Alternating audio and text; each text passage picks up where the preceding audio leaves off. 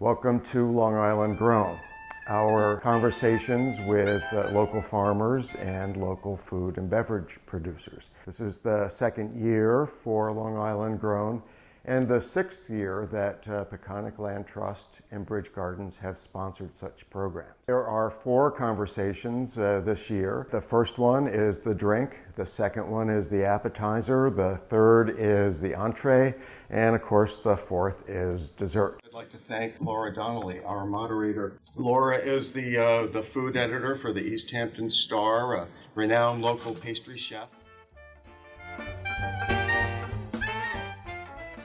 First of all, Jennifer Halsey Dupre, who is a 12th generation farmer at the Whitecap Farm.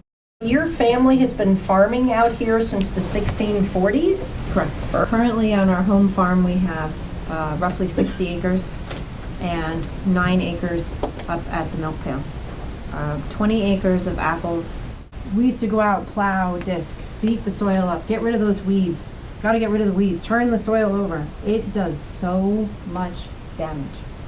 Now, we haven't touched the soil probably in 8 to 10 years with a plow or a disc. We do a lot of reduced tillage, cover crops, putting everything back in the soil, and our soil is extremely healthy. I never wanted to make these funky type or these oxidative ciders. It had to be pure, it has to be fruit driven, it has to be elegant, there has to be a vibrancy, and I think in general what I like is when a product has acidity, like I let acidity lead our wines, for example. I don't hide it.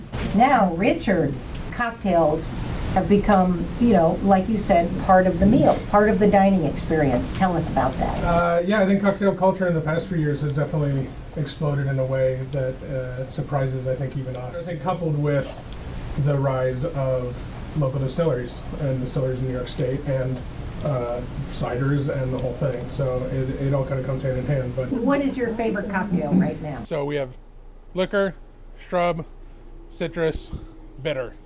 The nice part here, everything's from New York State except obviously citrus. All New York cocktail, shrub from Channing Daughters, Dutch Spirits Moonshine, Dutch Spirits Bitters.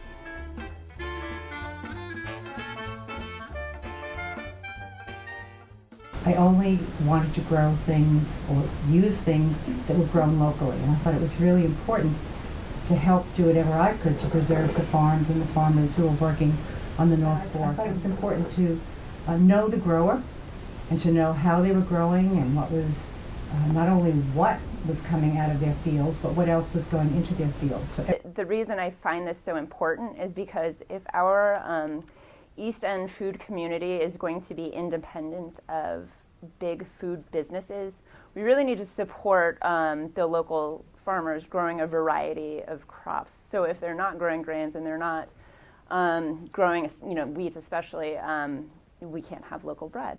It's a real big challenge out here to find space to do things. I want to put up some greenhouses and I'm getting just pushback, and so luckily I found somebody who kind of thinks along and sees the future of food and farming, and it's sad that it's such a fight for us to try to get something done out here. It's just, I think that's one of the challenges we all have. You have to really lobby. We have to lobby the town boards and get them to be a little more open to change and looking at how agriculture in particular is changing.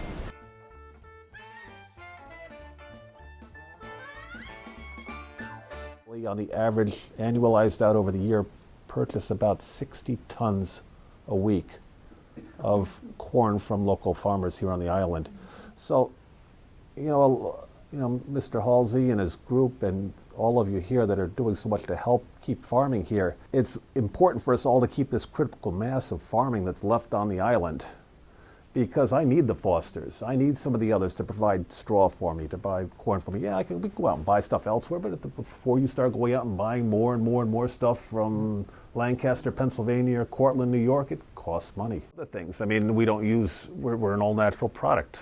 To go organic, the grains alone would almost double the price. Yeah. Now you sit there and you have pork, and you get that pork chop back, and it's a nice pinkish red.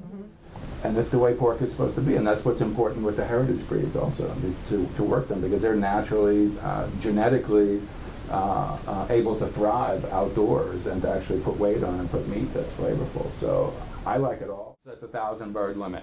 Kind of small, other states have 20,000 bird limits. So you got to kind of work within those regulations. I bring all of our birds now up to a USDA processor in Rhode Island. It's the first in New England. It's not cheap, it's almost $5 a bird. Milking 15 cows, we have over 40, and we're milking over 120 goats. And we bottle cow milk, we bottle goat milk, we make cow cheese, we make goat cheese, we make butter, we make yogurt.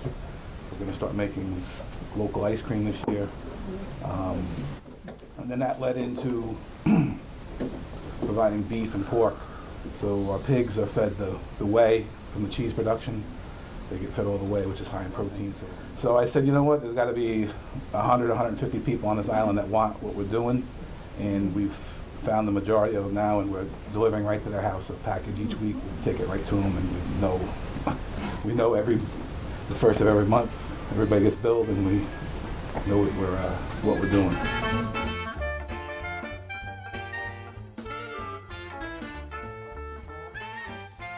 But the first thing is to support your local farms, because they're providing pollen.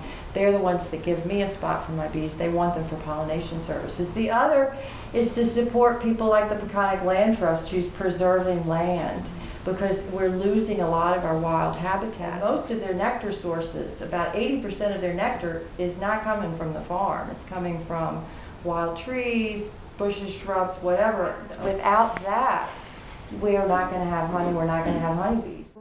One of the things I liked learning about North Fork Chocolate Company is they do try to use local and organic and natural ingredients with the Belgian chocolate, right, that you make your chocolates with. And they use strawberry jam from Sett's Farm on the North Fork, the blueberry port from Duckwa. And we also, I make ice cream at Goodale Farms, and he sells his dairy products at our retail shop. We're going to be selling it by the cone and stuff in the summer. The farm stand will open up after we pick for a few hours. We'll and keep supplying the farm stand all day long. And Claudia may call with an order, and then we'll stop and pick her North Fork table order and bring that up to her. The labor situation is not good, on Long Island for farmers, so it's stopping us from expanding. I mean, we have a lot of demand, but we just can't go into it because it's such a high touch crop. We're picking a raspberry plant 50 times a year, and it's not done by machines. There is machine picking, but that's for process stuff. So if we could get it where we were machine picking our jam production, still you need labor for that. So, but that's really constraining us from breaking out.